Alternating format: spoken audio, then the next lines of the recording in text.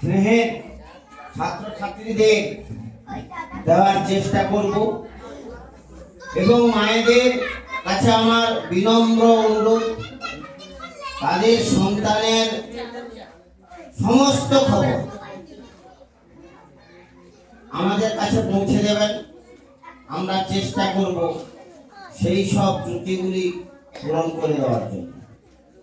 আর একটা জিনিস, বছরের শুরু থেকে আমি গত বছরও বলেছিলাম, সেটা হচ্ছে হস্তাক্ষর খাতা।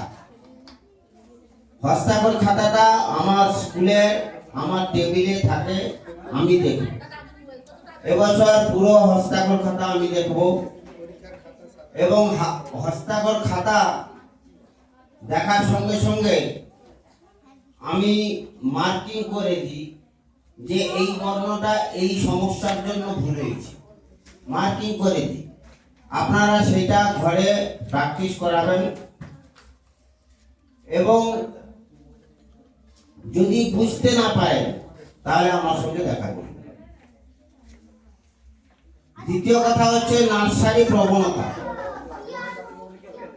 আপনাদের সবার মনে একটা সমাজ, এই সমাজটা এই বীজটা বপন করে দিচ্ছে।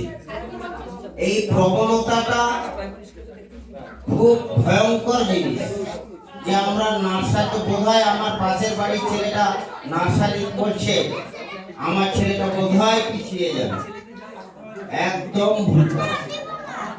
আমাদের প্রাইমারি যে সিলেবাস, সেই সিলেবাসটা 13-14 জন বৈজ্ঞানিক প্রতিটি বিষয়ের যারা বিশেষজ্ঞ তাদের দিয়ে এই সিলেবাসটা তৈরি করা হয়।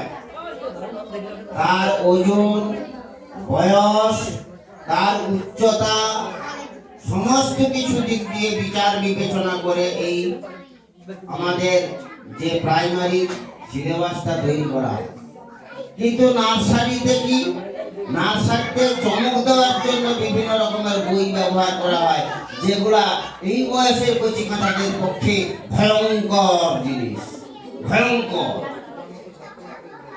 আপনি দেখবেন একটা, আপনাদের যে এখন গরু নেই, কিন্তু আগেকার দিনে গরু থাকতো, তাকে বেশি বোঝা চাপিয়ে দিলে সে যেমন কষ্ট পেত বা পর তার শারীরিক অবনতি হলো, ঠিক বাচ্চাদের প্রতি আপনারা অবিচার করছেন, যেটা বেশি করে চাপিয়ে দিচ্ছেন। দেখবেন অঙ্গনওয়াড়িতে ছেলে মেয়েদের ভর্তি করে দিচ্ছেন, আপনারা গিয়ে কি বলছেন, আমার ছেলে নার্সারি দেখা নামটা দেখা হচ্ছে না কেন, আমার ছেলের অমুকটা দেওয়া হচ্ছে না কেন, আমার ছেলের তমুকটা দেখা হচ্ছে না কেন।